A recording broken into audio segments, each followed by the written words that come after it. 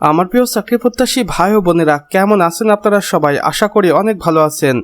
দেখুন আমার প্রিয় ভাই ও বোনেরা, গণপ্রজাতন্ত্রী বাংলাদেশ সরকার কর্তৃক প্রতিষ্ঠান কলকারখানা ও প্রতিষ্ঠান পরিদর্শন অধিদপ্তর DIFE নতুন করে একটি নিয়োগ বিজ্ঞপ্তি প্রকাশ করেছেন তাদের প্রধান কার্যালয় শ্রম ভবন ঢাকা হইতে।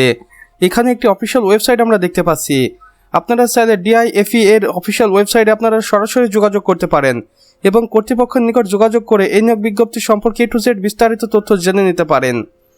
আসুন নিয়োগ বিজ্ঞপ্তিতে কর্তৃপক্ষ কি বলেছে জেনে নেই।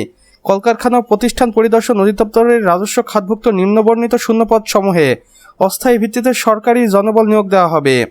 এক্ষেত্রে বাংলাদেশের প্রকৃত নাগরিকরা এখানে আবেদন করার সুযোগ পাবেন। পদ সংখ্যা ও পদভিত্তিক বন্টন দেখুন। সর্বমোট পদ সংখ্যা রয়েছে 960টি। আসুন এবার দেখে নেই কোন কোন পদের জন্য কতজন লোক লাগবে। শ্রম পরিদর্শক সাধারণ, এখানে 250টি শূন্যপদ রয়েছে। শ্রম পরিদর্শক প্রকৌশল, এখানে 150টি শূন্যপদ রয়েছে। এরপর আছে উপসহকারী শ্রম পরিদর্শক, এখানে 200টি শূন্যপদ রয়েছে। এরপর আছে কম্পিউটার অপারেটর, এখানে 80টি শূন্যপদ রয়েছে। এরপর আছে অফিস সহকারী কাম কম্পিউটার মুদ্রাক্ষরিক, এখানে সর্বমোট 120টি শূন্যপদ রয়েছে। এবং সর্বশেষে রয়েছে অফিস সহায়ক বা MLSS, যেখানে সর্বমোট 160টি শূন্যপদ রয়েছে। অর্থাৎ সর্বমোট 960টিতে বাংলাদেশ কলকারখানা ও শ্রম পরিদর্শন অধিদপ্তর এই নিয়োগ বিজ্ঞপ্তিতে আবেদন করার সুযোগ দিবে বাংলাদেশের 64 জেলা থেকে নারী পুরুষ উভয়কে। আবেদনের সময়সীমা দেখুন। অনলাইনে আবেদন শুরু হবে 24 জুন 2026 সকাল 10 ঘটিকার সময় এবং আবেদন শেষ হবে 26 জুলাই 2026 বিকাল 5 ঘটিকার আগ মুহূর্ত পর্যন্ত। আবেদনের শর্তাবলী ও নিয়মাবলী দেখুন। বয়সসীমা হতে হবে 24 জুন 2026 তারিখ হিসেব করে 18 থেকে 30 বছরের মধ্যে। বীর মুক্তিযোদ্ধা, শহীদ বীর মুক্তিযোদ্ধার সন্তান এবং শারীরিক প্রতিবন্ধীদের ক্ষেত্রে বয়সসীমাটা বাড়িয়ে 32 বছর পর্যন্ত করা হয়েছে। এরপর দেখুন আবেদনের প্রক্রিয়া। আগ্রহী প্রার্থীদের অনলাইন আবেদন ফর্ম পূরণ করতে হবে।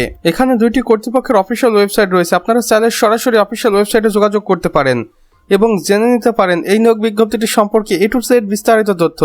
তাই অবশ্যই এই অফিসিয়াল ওয়েবসাইট দুটো ভিজিট করতে ভুলবেন না এবং আবেদনের জন্য আপনাকে এই দুটো অফিসিয়াল ওয়েবসাইটই ফলো করতে হবে, অন্যথায় আপনার আবেদন বাতিল বলে গণ্য হতে পারে। আবেদন ফি দেখুন।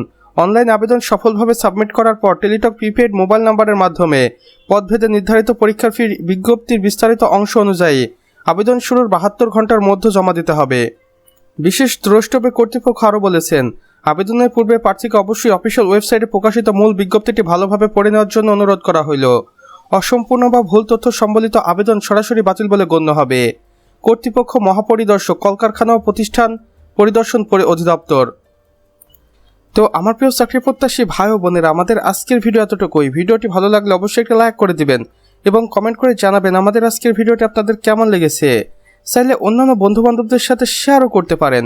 আর চ্যানেলে নতুন হলে অবশ্যই সাবস্ক্রাইব করে পাশে বেলকানে ক্লিক করে দিতে ভুলবেন না, যেন আমাদের নতুন ভিডিও নোটিফিকেশন আপনার কোনোভাবেই মিস না হয়ে যায়।